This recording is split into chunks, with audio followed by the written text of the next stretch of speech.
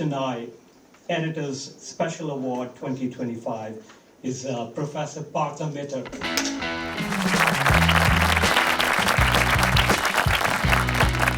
How have you seen the appreciation of Indian art change throughout your career?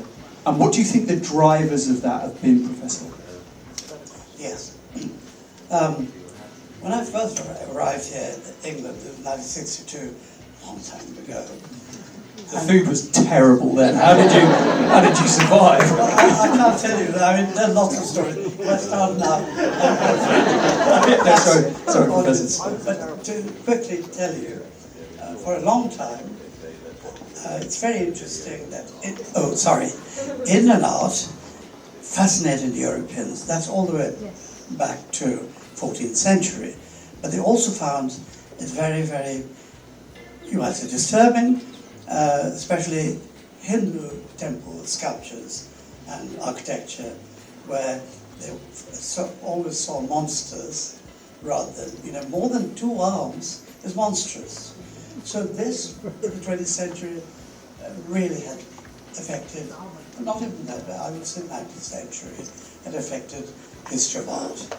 So when I started I did history as a student, and then I worked with probably the greatest art historian.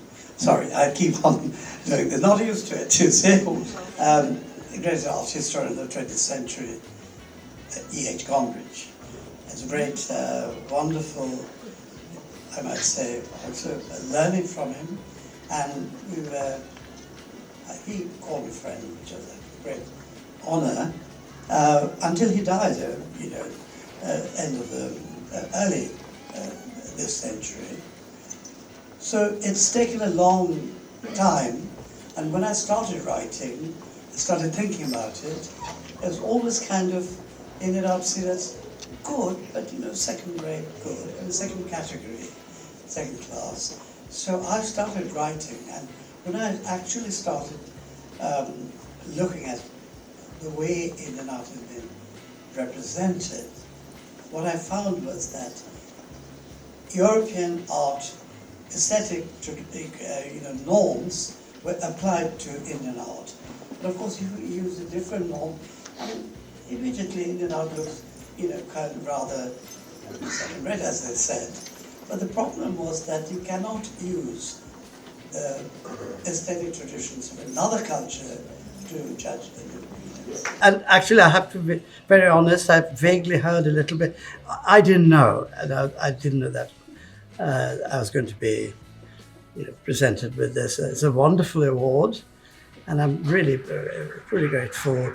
I mean, I've known Mr. Roy a little bit, and he's a very, very interesting journalist. But he didn't tell me whether, he just hinted at that. And my student, Sundaram Tagore, my student, Sundaram Tagore, who was there on the dais. Yes, it's wonderful, yes. Yes, okay. First of all, to me, it's a great honor, and I'm deeply touched and honored that I've been given a sort of recognition.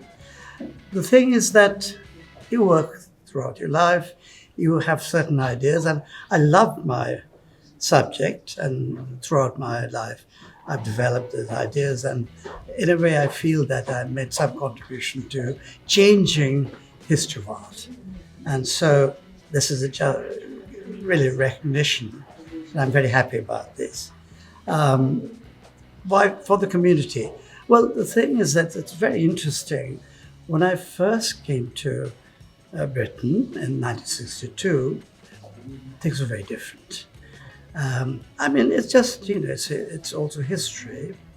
Britain had just lost an empire, and attitudes were still very, what shall I say? It's occasional violence, but not really. But even when people, treated you, English people, it was slight condescension, and they felt that they had ruled us for years, And this went on for quite a while. And I remember, that when I was a student, there were a lot of doctors and professionals in Britain. And then I feel that they never had the recognition they deserved. Doctors never actually got to the top, ever. Yeah, okay. There are two things. One, as I understand, it puts forward ideas about South Asia to the wider community, the community here. It's important because, as I said initially when I was here, there was a lot of insecurity, and there wasn't really that the sense of pride always, but it didn't quite get conveyed. But now, as you see, all the young people, they've done so much, so well. But in a way, this is a voice of South Asia, and also it makes the community proud.